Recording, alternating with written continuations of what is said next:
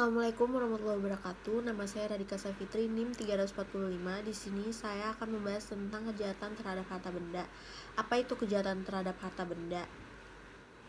Yang pertama ada pengertian dari kejahatan. Kejahatan merupakan suatu perbuatan pidana yang berat dan ancaman hukumannya dapat berupa hukuman denda, hukuman penjara, hukuman mati, serta tambahan hukuman seperti pencabutan hak-hak, penyitaan barang-barang, dan pengumuman putusan hakim. Selanjutnya merupakan pengertian harta benda. Harta benda merupakan segala sesuatu yang dapat diambil, disimpan, dimanfaatkan berupa benda. Ciri-ciri dari kejahatan terhadap harta benda yaitu yang pertama, merugikan harta kekayaan orang lain atau menimbulkan bahaya merugikan harta kekayaan orang lain. Yang kedua, pelaku bertujuan memperkaya diri sendiri dengan cara bertentangan dengan hukum. Kejahatan terhadap harta benda memiliki unsur-unsur. Unsur yang pertama ada unsur objektif. Unsur objektif meliputi perbuatan, benda atau barang, keadaan, upaya yang digunakan, dan akibat konstitutif. Yang kedua ada unsur subjektif. Unsur subjektif itu meliputi dua, yaitu kesalahan dan melawan hukum. Masuk pada bab 22 yaitu pencurian. Pencurian merupakan suatu perbuatan mengambil barang orang lain untuk memilikinya. Yang pertama itu pencurian dalam bentuk pokok, masuk dalam pasal 362, berisi tentang barang siapa mengambil sesuatu barang yang seluruhnya atau sebagiannya kepunyaan orang lain dengan maksud untuk dimiliki secara melawan hukum, diancam karena pencurian dengan pidana penjara paling lama 5 tahun atau pidana denda paling banyak Rp900. Dalam pasal tersebut memiliki unsur-unsur. Yang pertama unsur objektif. Unsur objektif itu meliputi perbuatan mengambil benda sebagian atau seluruhnya milik orang lain, dan ada unsur subjektif. Unsur subjektif itu meliputi dengan maksud memiliki barang, melawan hukum, dan memiliki barang bagi diri sendiri. Selanjutnya pencurian dengan pemberatan masuk dalam pasal 363 ayat 1, diancam dengan pidana penjara paling lama 7 tahun. Yang pertama pencurian ternak. Kedua pencurian pada waktu ada kebakaran, letusan, banjir, gempa bumi atau gempa laut, gunung meletus, kapal karam, kapal terdampar, kecelakaan kereta api, huru-hara, pemberontakan atau bahaya perang. Yang ketiga ada pencurian di waktu malam dalam sebuah rumah atau pekarangan tertutup yang ada rumahnya, yang dilakukan oleh orang yang ada di situ, tidak diketahui atau tidak dikehendaki oleh yang berhak. Selanjutnya yang keempat ada pencurian yang dilakukan oleh 2 orang atau lebih dengan bersekutu. Yang kelima ada pencurian yang untuk masuk ke tempat melakukan kejahatan atau untuk sampai pada barang yang diambil, dilakukan dengan merusak, memotong, memanjat, atau dengan memakai anak kunci palsu, 2 perintah palsu, atau pakaian jabatan palsu. Ayat 2 yaitu jika pencurian dalam butir 3 disertai dengan salah satu hal dalam butir 4 dan 5, maka diancam dengan pidana paling lama penjara 9 tahun. Unsur-unsur dalam pasal 363 yaitu pencurian ternak. Objek dari pencurian di sini adalah hewan ternak.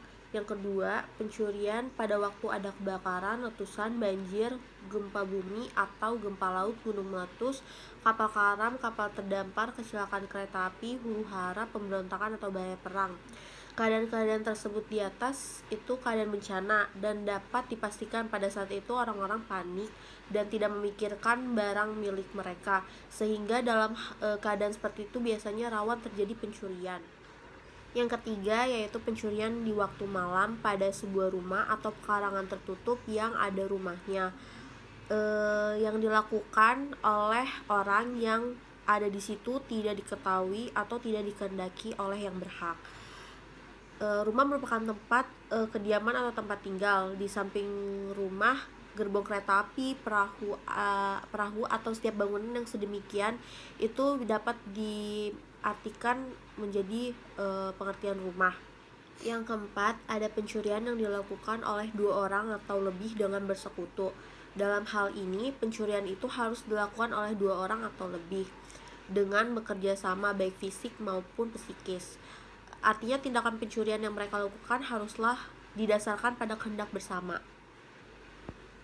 Selanjutnya, pencurian oleh dua orang atau lebih bersama-sama, yaitu masuk dalam pasal 365 ayat 1, yaitu diancam dengan pidana penjara paling lama 9 tahun pencurian yang didahului, disertai atau diikuti dengan kekerasan atau ancaman kekerasan terhadap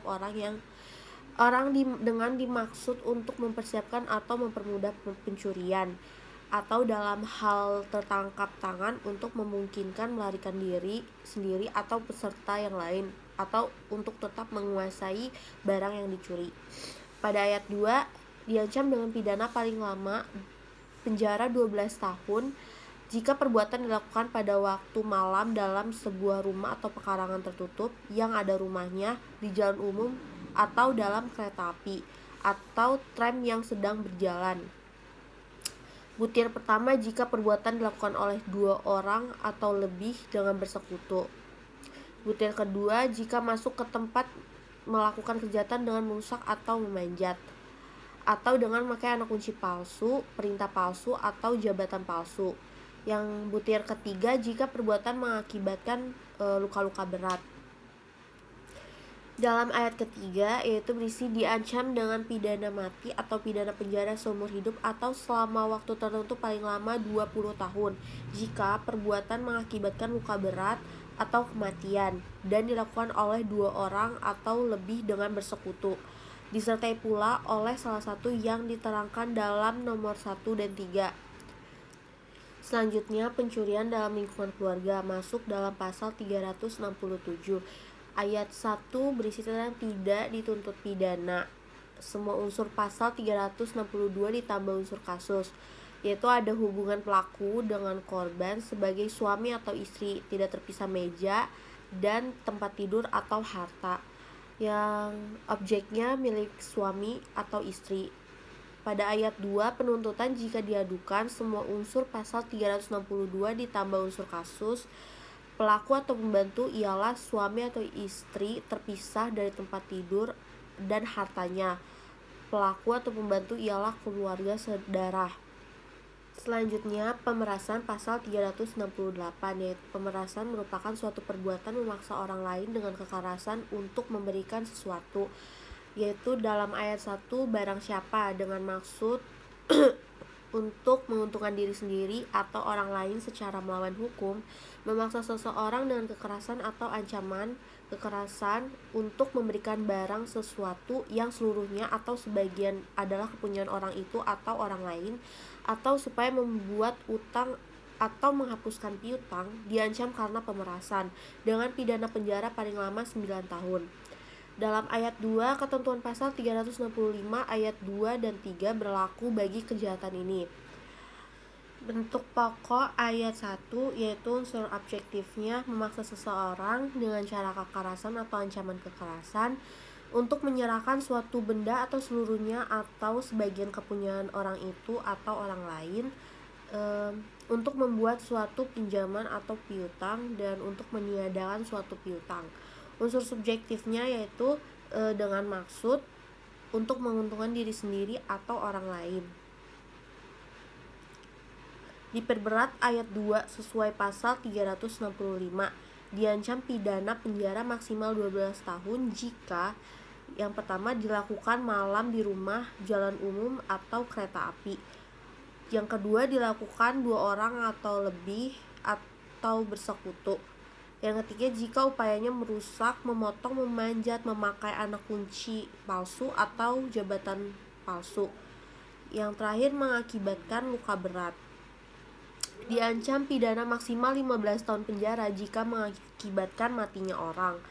Pidana mati atau seumur hidup maksimal 20 tahun jika mengakibatkan luka berat atau mati dilakukan dua orang atau lebih. Selanjutnya, penggelapan, bab 24, yaitu perbuatan memiliki barang bukan haknya yang sudah ada di tangannya. Yang pertama, pasal 372 KUHP. Isinya, barang siapa dengan sengaja dan melawan hukum memiliki barang sesuatu yang seluruhnya atau sebagiannya adalah kepunyaan orang lain, tetapi yang ada dalam kekuasaannya bukan karena kejahatan, diancam karena penggelapan dengan pidana penjara paling lama 4 tahun atau pidana denda paling banyak Rp900. Pasal 374 KUHP, pemberatan dari pasal 372, yaitu penggelapan yang dilakukan oleh orang yang penguasaannya terhadap barang disebabkan karena ada hubungan kerja atau karena pencaharian atau karena mendapat upah untuk itu, diancam dengan pidana penjara paling lama 5 tahun.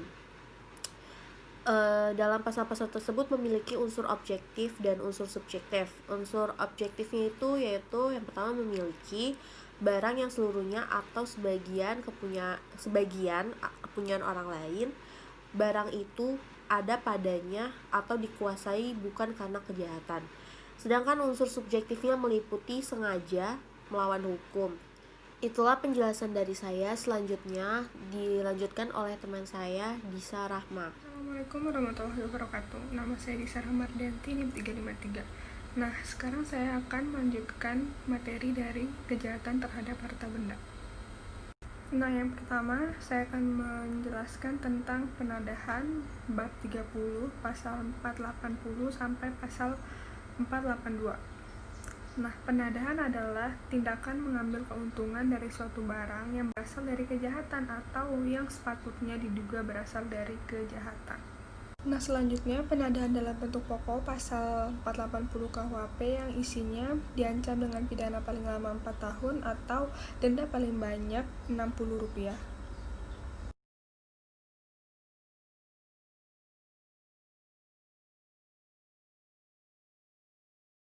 Dalam rumusan pasal di gambar sebelumnya itu terlihat unsur-unsurnya untuk dapat memasukkan perbuatan seseorang dalam tindak pidana ini, yaitu yang pertama, unsur bersifat objektifnya itu ada yang ia ketahui dan yang secara patut harus dapat ia duga. Nah, yang kedua ada unsur bersifat objektifnya. Yang pertama, menerima, menyewa, menukar, menerima gadai, dan menerima sebagian hadiah. Nah, yang kedua itu untuk mendapatkan keuntungan dari hasil penjualan suatu barang. Nah, yang ketiga itu menjual, menyewa, menukar, membawa, menyimpan, atau menyembunyikannya. Nah, apabila kita amati rumusan pasal 480 yang pertama, terlihat ada dua kelompok perbuatan pidana dalam penadahan, yaitu yang pertama, penerimaan barang yang berwujud, seperti perbuatan membeli, menyewa, menukar, menerima gadai, atau menerima sebagian hadiah. Nah, yang kedua ada penyerahan barang terdiri atas perbuatan menjual, menyewakan, menukar, atau menggadaikan. Nah, selanjutnya yaitu jenis-jenis tindak pidana penadahan. Yang pertama, penadahan ringan, pasal 482 yang isinya barang siapa yang diperoleh dari hasil kejahatan ringan yang diatur dalam pasal 364, 373, dan 379. Nah, yang selanjutnya ada penadahan biasa, hanya perbuatan yang diatur dalam pasal 480 KUHP, ancaman paling lama 4 tahun, dan denda paling banyak Rp60. Nah, selanjutnya penadahan sebagai kebiasaan pasal 81 KUHP yang isinya penadahan tidak hanya dilakukan sekali tetapi dilakukan berulang-ulang kali atau telah menjadi mata pencaharian dan bisa diancam pidana selama 7 tahun dan juga dapat dicabut haknya, ada di pasal 35. Nah, selanjutnya materi penghancuran dan perusakan barang yang ada di bab 27 yang isinya melakukan perbuatan terhadap barang orang lain secara merugikan tanpa mengambil barang tersebut.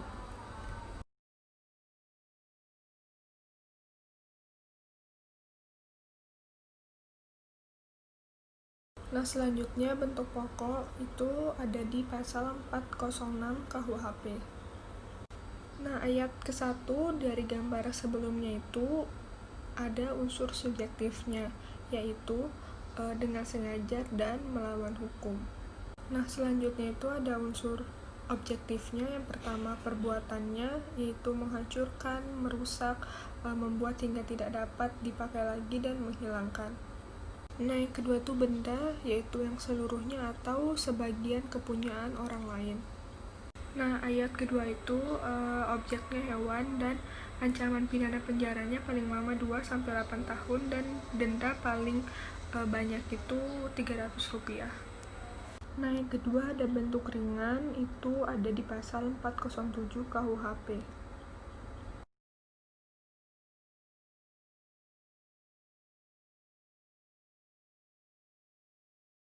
Nah, yang dimaksud ayat 1 dalam gambar sebelumnya itu perbuatan dalam pasal 406, harga kerugian tidak lebih dari Rp25. Ancaman pidana paling lama itu 3 bulan dan denda paling banyak itu Rp60. Nah, di ayat kedua ini ketentuan tersebut tidak berlaku di pasal 406. Nah, ayat kedua ini dilakukan dengan memasukkan bahan yang merusak nyawa, kesehatan, atau jika hewan termasuk dalam pasal 101 yaitu hewan ternak.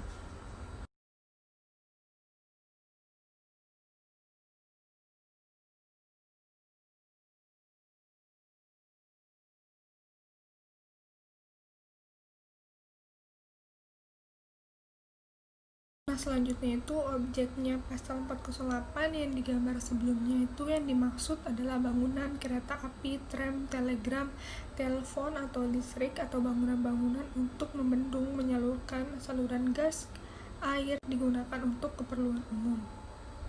Nah, sedangkan ancaman pidana penjaranya itu paling lama itu 4 tahun. Nah, sedangkan objeknya di pasal 410 itu suatu gedung atau kapal. Nah, ancaman pidana penjaranya itu paling lama 5 bulan. Nah, yang selanjutnya itu ada materi tentang pemalsuan atau penipuan yang ada pada bab 25 pasal 378 dan pasal 379. Nah, yang pertama ini ada bentuk pokok yaitu terdapat pada pasal 378.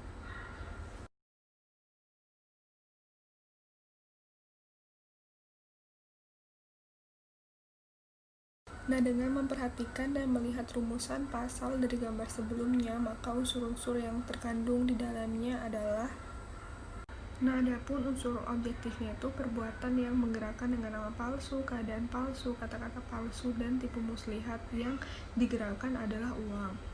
Sedangkan unsur subjektifnya yang dimaksud untuk menguntungkan diri sendiri, melawan hukum, dan diancam pidana penjara paling lama 4 tahun.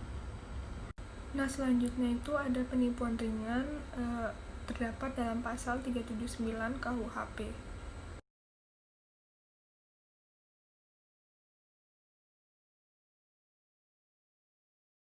Dengan melihat dan memperhatikan rumusan pasal dari gambar sebelumnya, maka unsur-unsurnya adalah dalam semua unsur penipuan dalam pasal 378 KUHP, barang yang diberikan bukan ternak. Selanjutnya ada harga barang, hutang, piutang itu tidak melebihi dari Rp25.000. Nah, selanjutnya itu ada materi tentang tindak pidana penipuan dalam penjualan bahan makanan, minuman, dan obat yang terdapat dalam pasal 386 KUHP.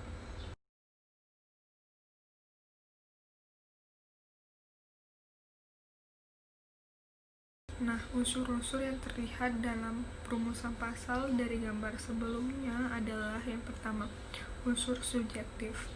Dapat dilihat dari kalimat yang diketahui bahwa benda-benda itu telah dipalsukan atau pemalsuan itu disembunyikan. Nah, sedangkan dalam unsur objektifnya dapat dilihat dari kalimat barang siapa menjual, menawarkan, atau dijual atau menyerahkan bahan makanan, minuman, atau obat-obatan. Nah, selanjutnya ada materi penipuan penyusunan neraca palsu perusahaan terdapat dalam pasal 392 KUHP.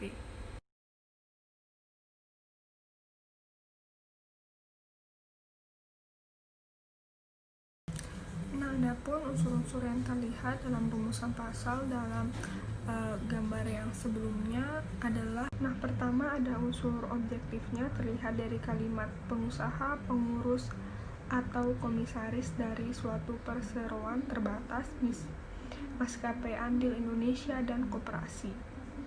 Nah, sedangkan dari unsur subjektifnya itu terlihat dari kalimat dengan sengaja. Nah, selanjutnya ada materi penipuan atau pemalsuan nama firma atau merek, pasal 393 KUHP.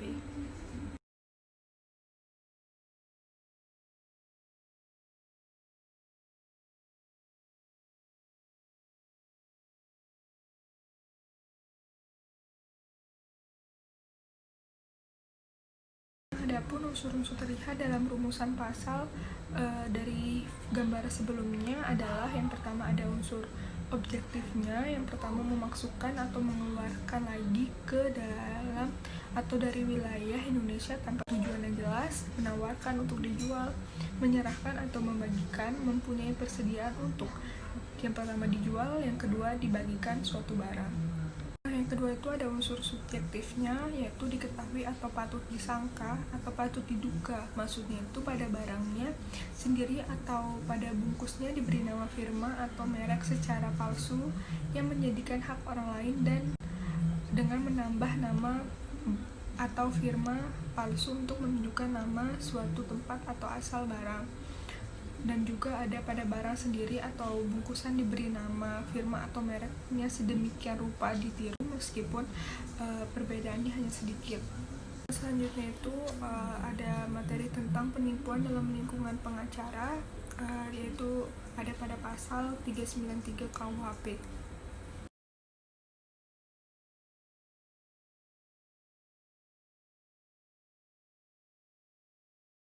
Nah, yang selanjutnya itu ada pun unsur-unsur dari gambar sebelumnya adalah, nah yang pertama bersifat subjektif, terlihat dari kalimat dengan sengaja yang ia ketahui dan patut dapat diduga bahwa keterangan-keterangan itu bertentangan dengan kebenaran. Nah, yang kedua bersifat objektif, terlihat dari kalimat pengacara menyuruh memasukkan.